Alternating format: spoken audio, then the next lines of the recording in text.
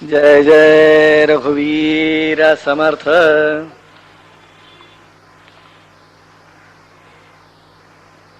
आजचा आपला श्लोक आहे,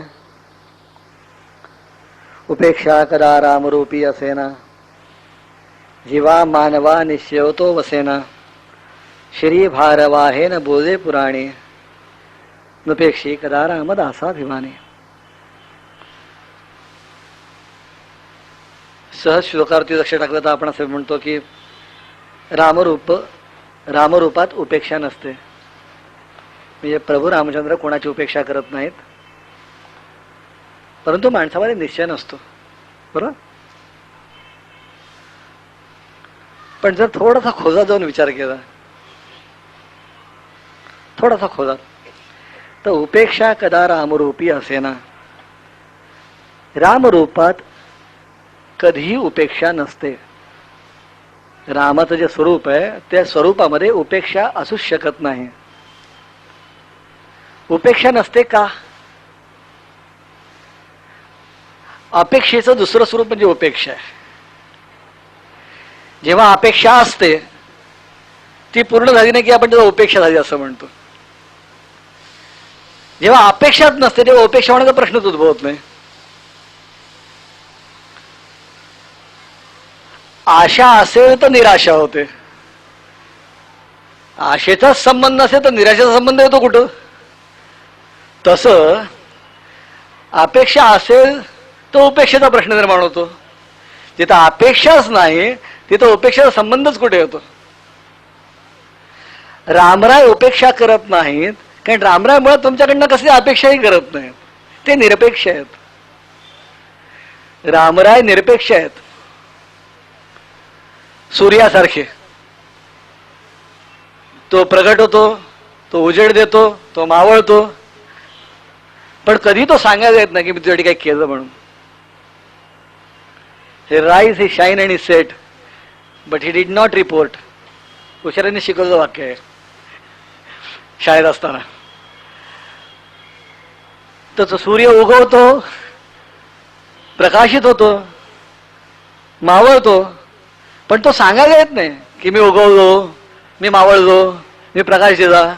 अपेक्षाच नाही ना, अपेक्षाच नाही. किंबहुना मी उगवलो आहे, मी प्रकाश देतो आहे आणि तो प्रकाश कोणाच्या उपयोगी पडतोय याची पण दाद फिर्याद नाही. सूर्यापासून पृथ्वी इतकी लांब, सूर्यापासून पृथ्वी इतकी लांब की त्या सूर्याला चुकून पत्ता पण नसेल की त्याच्या उगवण्याने, त्याच्या मावळण्याने इथं जीवन फुगत असेल, वाढत असेल, लोक उठत असतील, आपले उद्योग करत असतील. काय त्या सूर्याला माहिती? सूर्याला माहीत सुद्धा नसेल. तो त्याचं कर्म करतोय आणि त्याच्या कर्मामध्ये आपोआपच बाकीच्यांची कर्म केली जातात. तो त्याच्या पद्धतीने चाललाय, सूर्य त्याच्या पद्धतीने चाललाय, सूर्यनारायण त्याच्या पद्धतीने चाललाय. पण त्याच्या पद्धतीने तो चाललाय, त्याच्यामध्ये आपोआपच सगळ्यांचं काय काय काय काय होत आहे. सकाळ होते, संध्याकाळ होते, माणसं आपापले उद्योग करतायत, ऋतुचक्र चालू आहे. त्या सूर्याला कोणी जाऊन सांगितलं तू उगवतोस ना, तू मावळतोस ना, म्हणून ऋतुचक्र होतं बरं का, तो म्हणजे काय? त्याचा कोण पत्ता पण नसेल. त्याची अपेक्षाच नव्हती, त्याची अपेक्षाच नाहीये. हे सगळं आम्ही म्हणतो की त्याच्यामुळे सगळं होतं, त्याचा पत्ता पण नसतो. रामरायांसारखे जे अवतार असतात ना त्यांचं असंच असतं, किंबहुना परमेश्वराचं असंच असतं. परमेश्वराचं अस्तित्व आहे ते कोणी माना, कोणी मानू नका, कोणी आहे म्हणा, कोणी म्हणू नका. उद्या समजा सगळ्यांनी ठरवलं की मी परमेश्वर मानणार नाही, म्हणून तो नाहीचा थोडाच व्हायचा आहे, नाही होणारच नाही. आणि उद्या सगळ्यांनी म्हणतो की आम्ही परमेश्वर आहे असं म्हटलं, म्हणजे देव त्याला किती तो दोन फिता वाढतील, त्याच्या नाही वाढणार. त्याचे काय फित वाढायची? तो आहे, तो आहे, त्याचं अस्तित्व आहे. तुम्ही माना अथवा मानू नका. म्हणून म्हणतो की उपेक्षा कदा रामरूपी असे ना, कारण मुळात त्याची अपेक्षाच नाही, काही अपेक्षाच नाही. तो त्याच्या स्वभाव धर्मानुसार जातो.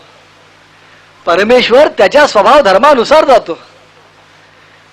ज्या ज्या काळात तो जन्माला येतो त्याचं स्वरूप ज्या ज्या काळामध्ये प्रगट होतं परमेश्वराचं, त्या त्या काळात त्या त्या वेळेप्रमाणे, गरजेप्रमाणे, आवश्यकतेप्रमाणे ते काम करतं. आम्हाला त्यात फरक दिसतो. आम्हाला त्यात फरक दिसतो. कारण आम्हाला कपडे, त्याची ठेवण हे सगळं बघायची सवय ना. त्यामुळे आम्हाला तो दिसतो कसा, ह्याच्यावर का हा दिसत नाही ना म्हणजे हा निराळा असं आम्ही म्हणतो. त्याच्यावर का हा दिसत नाही ना म्हणजे हा निराळा असं आम्ही म्हणतो. पण सगळ्यांमध्ये ज्याने एक स्वरूप बघण्याची ज्याची प्रवृत्ती आहे किंवा ज्याचा अभ्यास आहे, त्याच्या लक्षात येतं की दिसत काही जरी असलं तरी आत तोच आहे, निराळा नाही आहे. दिसत काही असलं तरी आत तोच आहे. रेडिओ कुठच्याही कंपनीचा असू दे, मुंबई बस आलं की मुंबई बस लागतं. रेडिओ कुठच्या कंपनीचा, याच्यावरती कुठचं स्टेशन जावं थोडं ठरलंय. सगळ्या रेडिओवरती तेच लागतं, दुसरं काही लागत नाही. कंपनी नाव बदलतात, रेडिओ नाही, ते रेडिओचं फंक्शन नाही बदलत. तर परमेश्वर आपल्या प्रवृत्तीप्रमाणे, आपल्या बुद्धी, त्याच्या नियमानुसार परमेश्वर जात असतो. त्याला कशाचीच आवश्यकता नसते. आम्ही असं ठरवतो की त्याला हे हवं आहे, त्याला ते हवं आहे असं आम्ही ठरवतो. त्याला कशाची गरज नसते. आणि म्हणून उपेक्षा कदा रामरूपी असेना, जीवा मानवा निश्चवतो वसेना. मग परमेश्वर कसा आहे? परमेश्वर उपेक्षा करत नाही, परमेश्वर अपेक्षाही ठेवत नाही. मग परमेश्वर कसा आहे? तर जसं तुम्ही पाहाल तसा आहे. जसं तुम्ही पाहाल तसा आहे. तुम्ही जर निश्चयी असाल तर तो तुमचा निश्चय वाढवेल. जीवा मानवा निश्चयतो वसेना. माणसाचं काय होतं? माणसामध्ये निश्चयच नसतो. ज्याचं मत डळमळीत आहे, ज्याच्यात निर्णय क्षमता नाही, ज्याची निष्ठा पक्की नाही, त्याला परमेश्वराचं स्वरूप आकलन होत नाही. प्रथम माणसाची निष्ठा पक्की असली पाहिजे. आणि ती निष्ठा मग तुम्ही राघवावरती ठेवा, कृष्णावर ठेवा, शंकरावर ठेवा, स्वामी समर्थांवर ठेवा, महाराजांवर ठेवा, कोणावरही ठेवा, समर्थांवर कोणावरही ठेवा. निष्ठा पक्की असली पाहिजे. त्याला कारण असं आहे, कारण जिथं निष्ठा नाही तिथं निर्णयावरती आपण येऊच शकत नाही. जिथं निष्ठा नाही तिथं निर्णयावर आपण येऊच शकत नाही. जेव्हा एखाद्या ठिकाणी आपण विश्वास ठेवतो, श्रद्धा ठेवतो, निश्चय करतो, त्यावेळेला आपण एक उपासना पद्धती स्वीकारतो. आणि जेव्हा आपण उपासना पद्धती ती स्वीकारतो त्यावेळेला आपण 2 पावलं पुढे जाण्याचा प्रयत्न करतो. अनेक वेळेला असं होतं, मला काही माणसं येऊन भेटतात आणि म्हणतात की काय माहितीये का, त्या पुस्तकात असं सांगितलंय, मी ह्या महाराजांचं पुस्तक होतं त्या पुस्तकात तसं सांगितलंय, आणि मी त्या महाराजांचं ते पुस्तक होतं त्या पुस्तकात तसं सांगितलंय, नक्की मी काय करायचं? तेव्हा मी त्याला सांगतो, तुला काय जमतंय ते कर, तुला काय जमतं ते कर. एकदा एक सद्गृहस्थ माझ्याकडे आणि म्हणाले, अहो काय म्हणाले, निरनिराळे सगळे संत एकमेकावर टीका करतात. असतात ना, कधी कधी प्रत्येकाचा मार्ग, दृष्टिकोन निरनिराळे असतात अध्यात्माकडे बघण्याचे. आणि त्यामुळं कधी कधी एस्टॅब्लिश असणारे, नामवंत असणारे बोलताना कधी कधी सदगत्या टीकाही करून जातात दुसऱ्यावरती. मग एकाने विचारलं की टीका का करतात? मी त्याला सांगितलं, टीका करतात त्यात तू का पडतोस? ते टीका करतात त्यात तू का पडतोस? टीका करावीच लागते. कधी कधी मी स्पष्ट म्हणतो की असंच व्हायला पाहिजे, तसंच व्हायला पाहिजे. चुकून एखाद्या दुसऱ्या संप्रदायाच्या किंवा दुसऱ्या उपासना मार्गा ठिकाणी माणूस गेला तर त्याला निराळच काहीतरी ऐकायला मिळेल. तिकडे सांगितलं असं नाही, असं करायला पाहिजे सांगितलं, शक्यता आहे. पण जेव्हा मी एखादं मत स्पष्टपणे मांडतो की असंच व्हायला पाहिजे, त्याचं कारण असं असतं की माझ्याकडे आलेला जो माणूस आहे तो निशंक बनला पाहिजे. आपण बघा, आपण गणेश पुराण वाचलं की नाही, की त्यात दिवस असतं गणपती सर्वस्व असतं की नाही. गणपती सगळे देव त्याच्या पाया पडतात म्हणून सांगितलं जातं. आपण शिवपुराण वाचलं की त्यात दिवस असतं शंकर सर्वस्व, सगळे देव त्याच्या पाया पडतात. आपण विष्णू पुराण वाचलं की त्यात असतं सगळे देव विष्णूच्या पाया पडतात. आपण वाचतो की नाही. आता कोणी असं म्हणजे नक्की कोणाच्या कोण पाया पडतं असं वाटणे शक्य नाही. कोणाच्या कोण पाया पडतं? सगळ्यांच्या पाया पडतात. कोणाला कोण पाया पडता महत्वाचा मुद्दा नसतो. मुद्दा महत्वाचा कुठं आहे की ते वाचणाऱ्या माणसाची निष्ठा एका ठिकाणी स्थिर व्हावी. शेवटी शास्त्र कशा करताय? शास्त्र तुमच्या असणाऱ्या आध्यात्मिक उन्नतीसाठी आहे. शास्त्र वाद घालण्यासाठी नाही, चर्चा करण्यासाठी नाही, त्याच्यावरती खल करत एकमेकाची डोकी फोडण्यासाठी नाही. शास्त्र आध्यात्मिक उन्नतीसाठी आहे. आणि आध्यात्मिक उन्नती जोपर्यंत तुमची निष्ठा पक्की होत नाही तोपर्यंत होऊ शकत नाही. आणि म्हणूनच जेव्हा केव्हा आपण कोणा सत्पुरुषाकडे जातो तेव्हा तो सांगतो सगळं सोड, हे कर. हे सांगतो त्याचं कारण असं आहे, ते सगळं सोड तेही चुकीचं असतं असं नाही, हेही चुकीचं असतं असं नाही. पण त्याला माहिती आहे की आपल्याकडे आलेला माणूस आपल्याला विश्वास ठेवून आलेला आहे आणि हा जो विश्वास आहे हा दृढ करण्याची गरज आहे. म्हणून सांगतो बाकीचं बंद करणे कर. आणि जेव्हा त्याच्यावर विश्वास ठेवून आपण ते करायला सुरुवात करतो तेव्हा त्याची असणारी फळं, त्याचे असणारे रिझल्ट आपल्याला मिळतात. तेव्हा निष्ठा पक्की झाली पाहिजे. निष्ठा पक्की नसेल तर त्याचे असणारे फळं मिळू शकत नाहीत. म्हणून माणसाला आपल्या आयुष्याचा मार्ग मिळावा, दृष्टिकोन मिळावा, जे आपण मिळवू इच्छितो, आपलं अंतिम ध्येय जे, अंतिम ध्येय काय? हरिस्वरूपात जाणं, परमेश्वर स्वरूप होणं. जिवंत असताना, शरीरी असताना, शरीर धारण केलेलं असताना ह्या अंतःकरणामध्ये परमेश्वराचा वास असावा आणि शरीर सोडल्यानंतर आपण परमेश्वराशी एकरूप व्हावं. ह्याच्या पलीकडे आणखीन अंतिम ध्येय तर काय असू शकतं? जो अध्यात्माच्या मार्गाची 2 पावलं चालला तो ह्याच्यापेक्षा आणखी निराळी काही अपेक्षा करत नाही. कारण बाकीच्या गोष्टी ह्या जगात जगायच्या म्हणून आवश्यक आहेत हे माणसाला कळतच, हे काही कोणाला सांगायची गरज नसते. पण त्याच्या पलीकडे आणखी एक गरज आहे परमेश्वराची. हे अध्यात्माची 2 पावलं चालली की माणसाला कळायला लागतं की ह्याच्या पलीकडे आणखीन काही मनाची गरज आहे. आणि ही जी गरज आहे ह्या गरजेची जर पूर्तता व्हायला पाहिजे असेल तर प्रथम त्या मनाला एकाग्र करण्याची गरज आहे. मनाचे श्लोक तेवढा करतात की मनाला एकाग्र करण्याची गरज आहे. आणि त्या मनाची मजा अशी आहे की ते कधी एकाग्र व्हायलाच तयार होत नाही. बघा पाहिजे तुम्ही ठरवलं की नाही शांत बसायचं की झाले तुमच्या डोक्यात विचार सुरू. शांत बसायचं म्हणून तुम्ही म्हणा 5 मिनिटं बसा, 6व्या मिनिटात तुमच्या डोक्यात नाही विचार सुरू होतं काय पाहिजे असतात. तुम्ही असं ठरवा आज मी 2 तास या जागेवर उठणार नाही. बाकी जेव्हा तसेच 4-4 तास बसाल बरं का. बाकी जेव्हा तसेच सहज 4-4 तास बसाल. पण एका दिवशी ठरवून बसा आज 2 तास उठणार नाही की 15 मिनिटांतर पाय दुखायला लागतात. असं का होतं? कारण मनाची प्रवृत्ती आहे. मनाला स्थिर व्हायला आवडत नाही आणि मनाला जी स्थिर व्हायला आवडत नाही म्हणूनच मन ह्या सगळ्या व्यावहारिक गोष्टीत आपल्याला गुंतवतं आणि जिथं स्थिर होणं शक्य आहे त्याच्यापासून दूर ठेवतं. मन जाणून बुजून करतं, मन जाणून बुजून करतं. जर मनानं तसं केलं नाही, जर मनानं तसं केलं नाही तर मनाला असं वाटतं की ज्याच्यामध्ये मनाला रस आहे या विषय सुखामध्ये किंवा या प्रापंचिक गोष्टीमध्ये किंवा ह्या ऐहिक गोष्टीमध्ये जो मनाला ज्याच्यात मनाला रस आहे त्याच्यापासून चुकून हा दूर जातो की काय असं मनाला वाटतं. आणि म्हणून मन काय करतं की सतत त्याला चंचल ठेवतं. मन माणसाला चंचल ठेवतं. मन स्वतःही चंचल आहे आणि माणसालाही चंचल करतं. आणि हे जे चांचल्य आहे त्यामुळं निर्णय क्षमता माणसात येत नाही. आणि जर निर्णय क्षमता आली नाही तर तो परमेश्वराशी एकरूप होऊ शकत नाही. जेव्हा निर्णय क्षमता येते तेव्हा माणूस आपला उपासना मार्ग निवडतो, उपास्य दैवत निवडतो. आपण कोणाकडे जायचं ते मनाने आपल्या मनाने ठरवतो. चुकून काय सांगावं? उपासना सुरू केली, त्या मार्गाने चालायला सुरुवात केली की मनाची प्रगल्भता येते. मनाची प्रगल्भता येते आणि जशी मनाची प्रगल्भता येते तसं हळूहळू माणसाला कळायला लागतं की सुरुवातीला मी ठरवलं होतं की मला ह्या मार्गातून हे मिळवायचं आहे. अरे फार छोटी गोष्ट होती ती. त्याच्यापेक्षाही मिळवणारं आणखीन खूप मोठं आहे. त्याच्यापेक्षा मिळवण्यासारखं आणखीन खूप मोठं आहे असं माणसाला कळायला लागतं ना. असं माणसाला कळायला लागतं. पण सुरुवात तर कुठून तरी व्हायला पाहिजे. ही जर सुरुवात व्हायला पाहिजे असेल तर त्याची निष्ठा हवी. आणि म्हणून परमेश्वर अपेक्षाही करत नाही, परमेश्वर उपेक्षाही करत नाही. पण परमेश्वर एक मात्र परमेश्वर जर मिळवायचं असेल तर मात्र आपण निष्ठावंत असलं पाहिजे.